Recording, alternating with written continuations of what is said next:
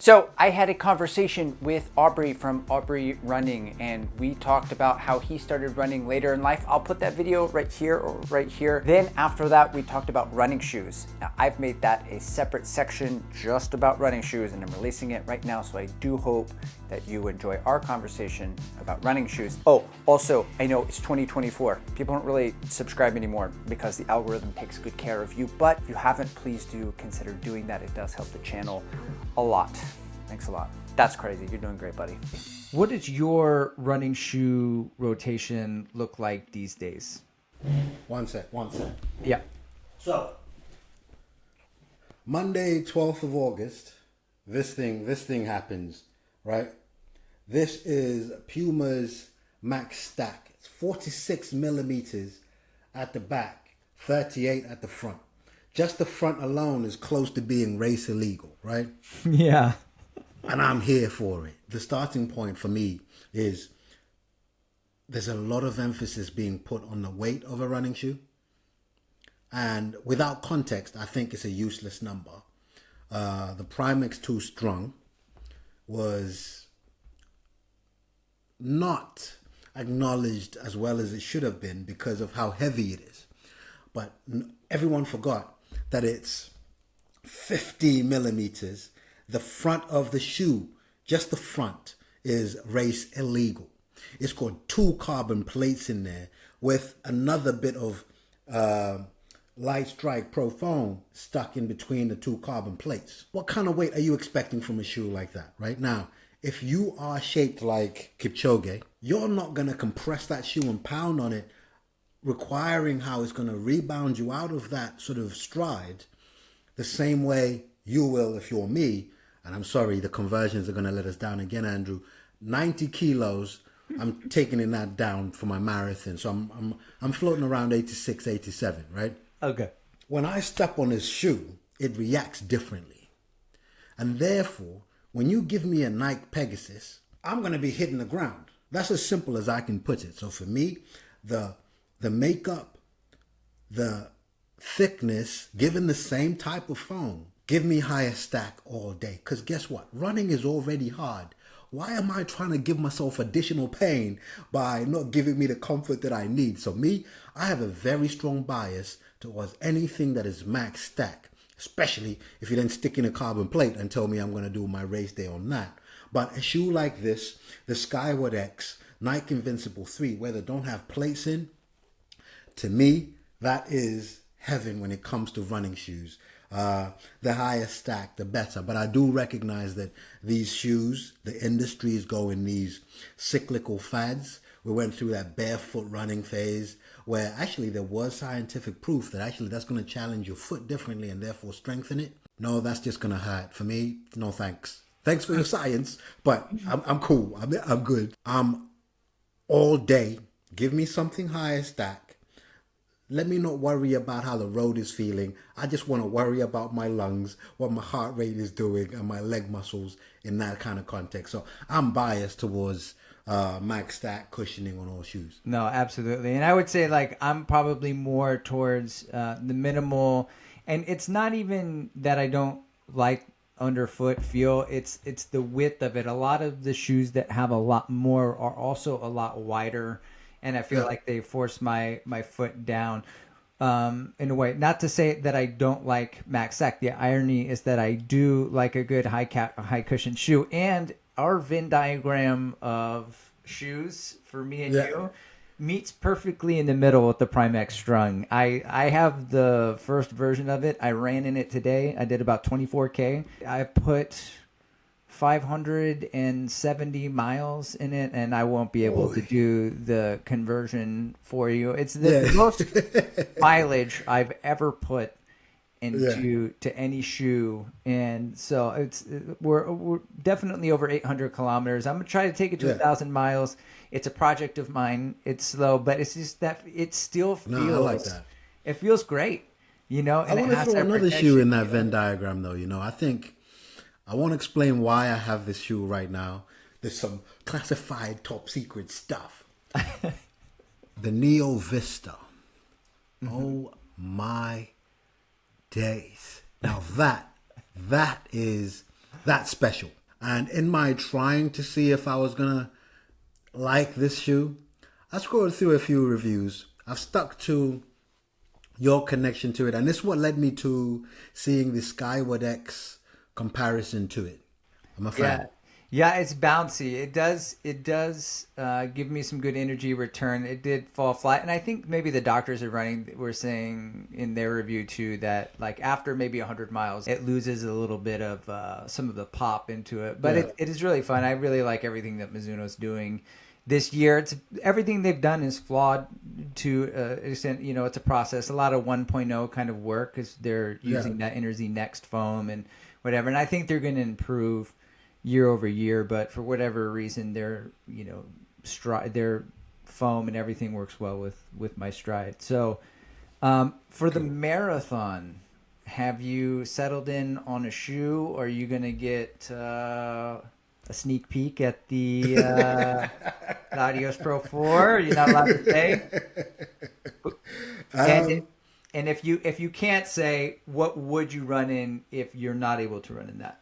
So I don't know, but if I knew, I don't know if I could say. But out of transparency and just keeping it real with you, I do hope it's the Pro 4. I do hope. My favorite shoe that Adidas makes, you obviously have to stay on brand. I can't rock up to that marathon and be like, oh yeah, Nike Invincible 3. And then just sort of get Olivia, my daughter, to just paint on 3 stripes on it. If I could choose a shoe to take me through that, it would be the Prime X2 Strung. But we talked about this run not having a time goal. And the shoe that I have found that sort of just helps me forget that I'm even wearing this shoe is the Supernova Rise. I really like that shoe. But if this wasn't a branded event, I would probably have to go with either Rocket X2 or the Cielo X1. Those are kind of my long run, but a slight push kind of shoes. But if it's no pace, there will never be a shoe as good as Nike Invincible 3 as a slow, easy, just running kind of pace. Yeah, I haven't gotten the 3. I ran in the first one and I wore it out, and then I bought a second pair, and bouncing along. I think that there's just so much Zoom X foam on there. I feel like when I land, I don't know if I'm gonna jut out sideways or like forward, but I'm going somewhere, man, and I'm fast. That thing. I was like, I'll just do some easy runs in it, and I was like, I can't do easy runs in it. It encourages me. It's a cheerleader in my corner. It's just like a little bit faster. You got this. No, it was the third one was harshly judged in some. You know how YouTubers will do a recap of worst shoes of the year. Some of my favorite channels have put it as such, whereas to me, honestly, it's perfection. Yeah. So how many, and I asked Kafuzi this when I talked with him, but like how many, I would say kilometers, would you get into a shoe before you feel like you really understand it or know kind of how it feels like, or you can speak to it in a review? Yeah, I watched that too. I watched that when you did with Kafuzi, and I liked his response in saying, I've been doing this a while. I kind of know. I just know, whereas I haven't. And therefore, because I haven't, it's not that I don't know. I do. But the viewer requires some sort of stamp of credibility that says, hey, hold on. How long have you run in this? Who are you? Wait, we've gone onto your Strava. We've looked through your Strava and you've only, what? Nah, So there is an element when you're not a Kofuzi where you have to establish this credibility. And there are some people that have been following my channel know that my reviews are coming from a good place. However, some require you to demonstrate that. And so, especially now with marathon training, my last review was the Deviate Nitro Elite 3. I want to say 57K on that. I've released, just before I jumped on with you, a video on 4 reasons why I think the Metaspeed Sky possibly could be the best shoe of 2024. And that is also sitting under that 57K mark. So that around there, and that really equates to 2 weeks of me running in the shoe. Whereas this shoe, I did a shortish run, which is 11K yesterday, and I'm going to do the half marathon in it, and I'm just going to give my first impressions. But the fact that I'm doing 32K for first impressions shows you this is very different to what I was doing before. So I did take on the feedback, because I do agree that sometimes you get stuck in this YouTube trying to get views, trying to put out the shoe for when SEO is going to help you.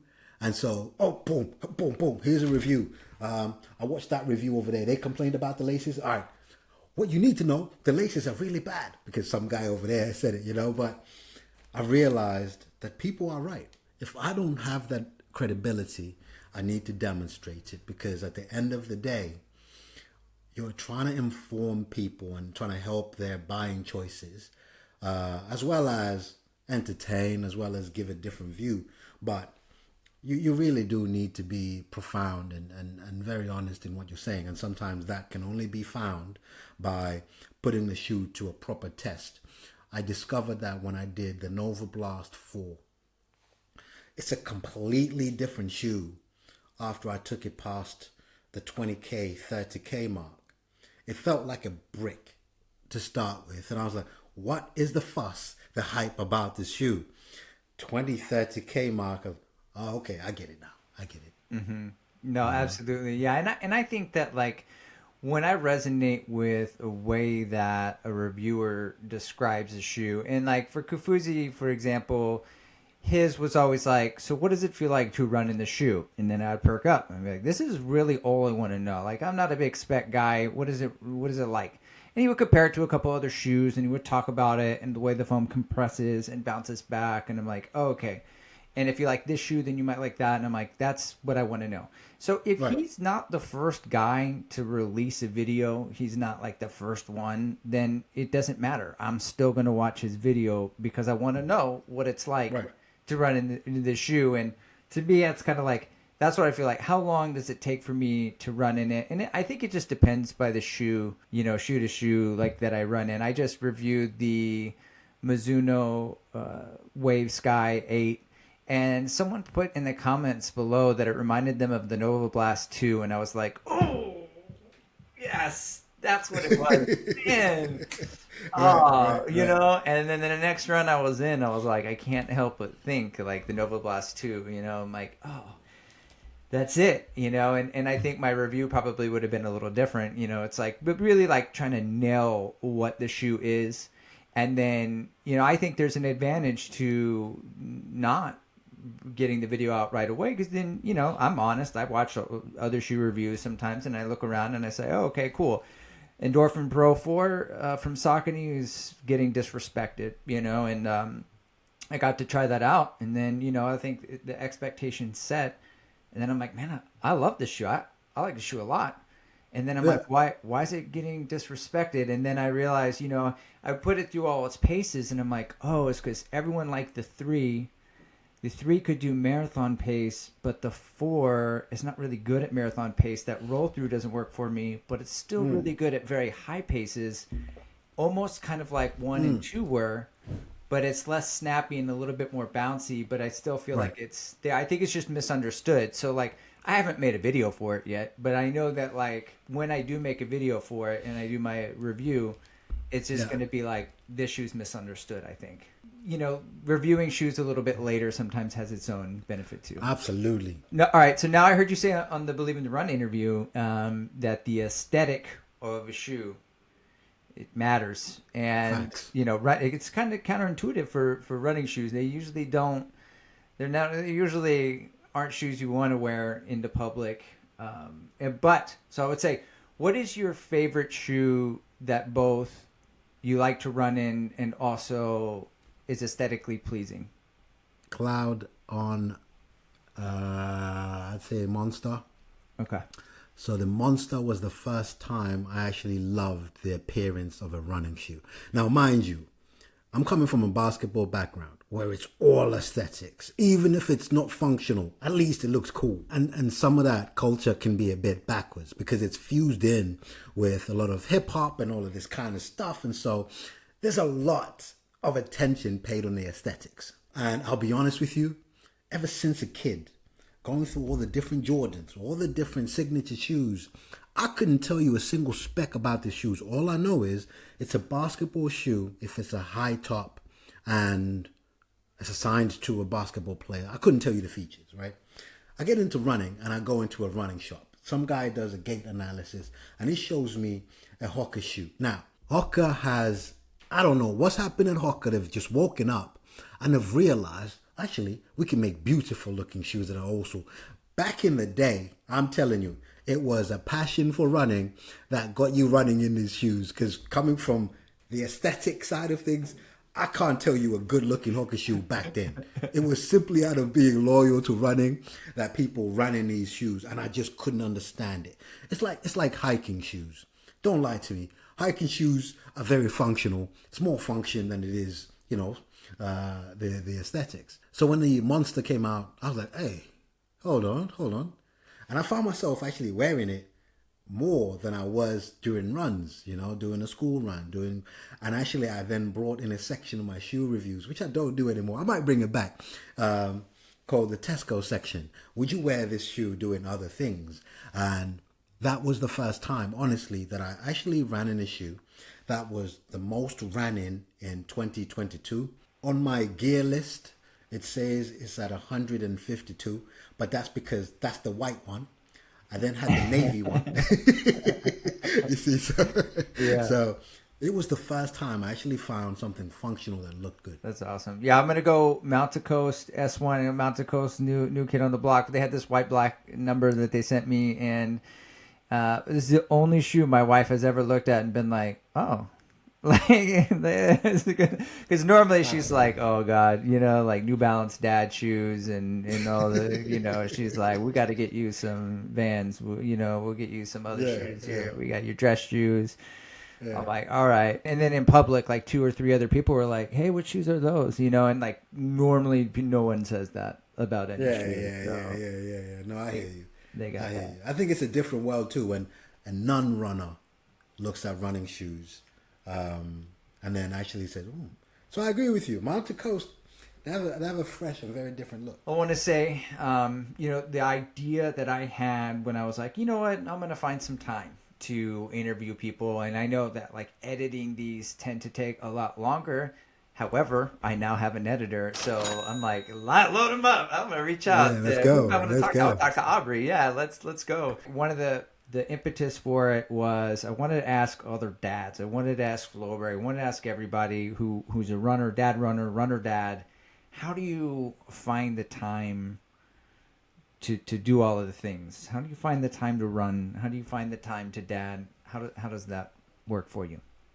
To be honest with you, and I'm just going to be honest with you, I'm failing quite a bit in this space. There is a part of me that still needs to get it through my head that when one parent is out, the other parent has to hold down the fort. I find myself scheduling things, doing things, and then I go, oh yeah, so tomorrow I'm going to go do this. Like, well, why didn't you say?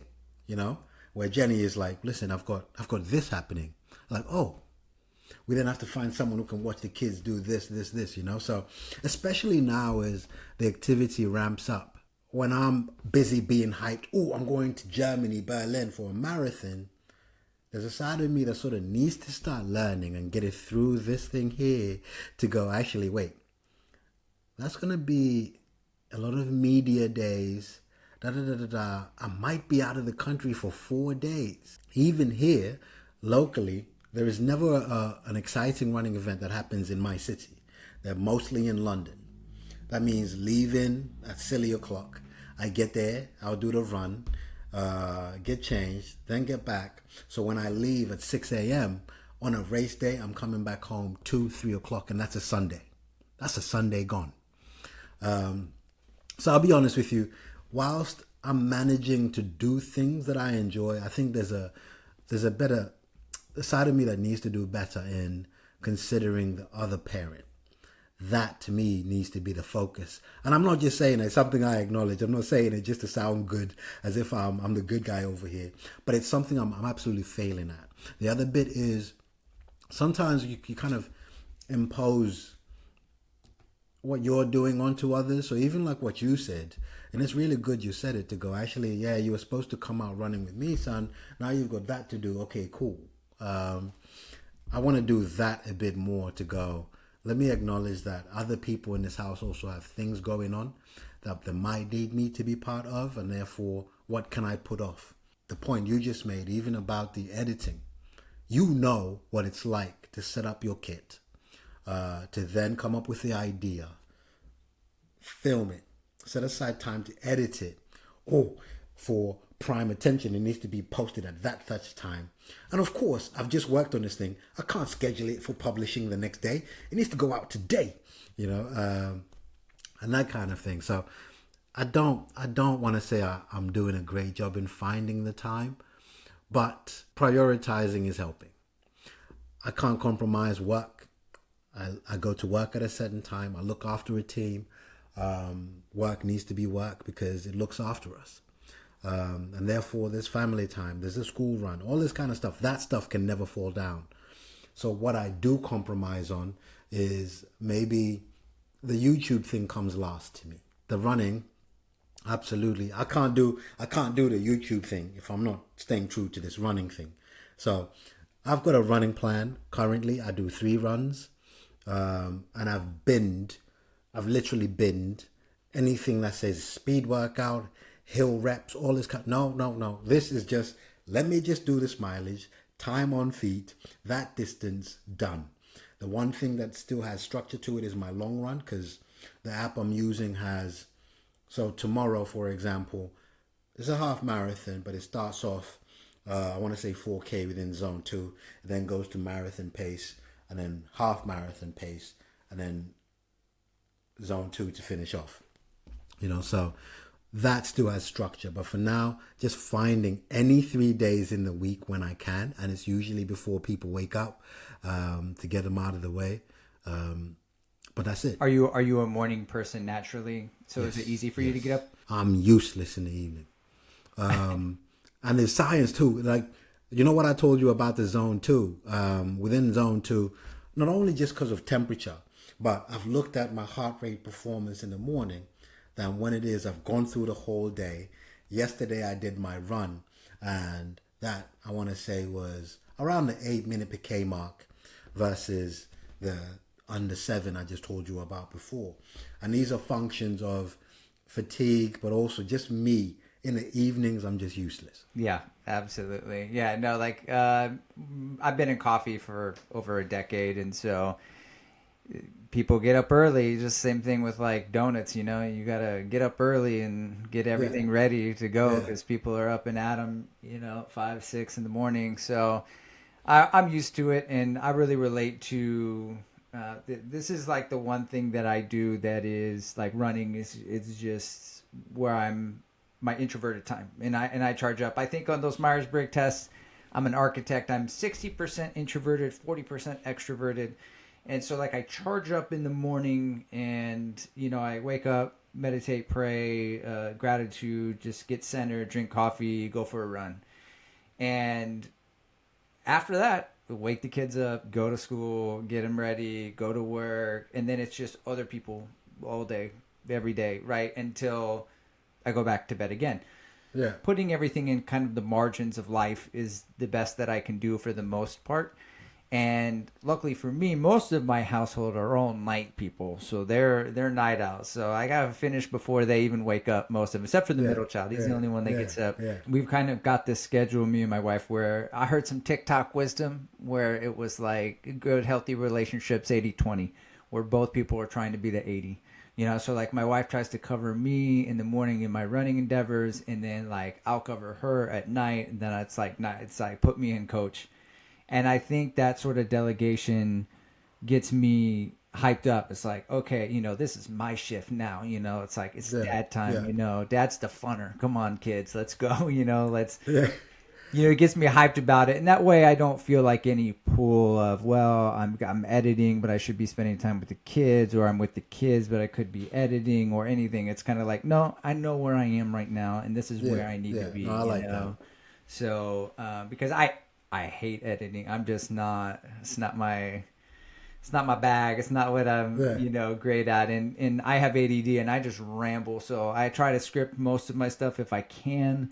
If not, I'll just tangent into oblivion. And I'm like, man, this actor, I got to edit. He's just stay focused, bro. Like, it takes me forever before I edit. But the reason I wanted to ask you that, and the reason why I wanted to ask everyone on the show and why I want to do it, is because I feel like that journey is a relatable journey. And I think most people running and most people watching our channels are also parents. They also have jobs. They're also trying to find the time, to get in these runs and to try to like make everything happen. And it was because I was struggling with it that I was like, maybe if I just ask other people, I'll get some tips and learn, glean a little bit of here or there, some good advice to kind of help with that, because time is a finite resource. Now that we turned 40, man, I don't know how much time we have left. That's it. Make the most of every bit of it. Absolutely. I love everything that you've been doing. I've got an afternoon set aside to watch the marathon, the Olympic marathons with my middle child. We're gonna watch it. We watched the trials and he wanted to watch that. So okay, I appreciate you not spoiling that for me. No, that's all right. That's all right. That's good. That's all right. No, but let me also say, man, it's a big deal that you invited me on. So honestly, from the bottom of my heart, I don't take these things lightly. Don't get me wrong. There is a coin dropping very slowly in my head that actually maybe what I'm doing is of value. It's actually being acknowledged, and it's one thing having it acknowledged by the community. It's another when another creator, another one appear within the space says, actually, could you spare some time? I'm like, of course, I want to say a very big thank you for having me on, and it truly means a lot. And if there's ever another one of these chats needed, you say when, and we'll get it done. Awesome. Maybe after Berlin, we'll see Absolutely. how it went, Absolutely. Keep the same energy. Work on being better when I'm 70. Your drip is just a water spring. I drip different. This is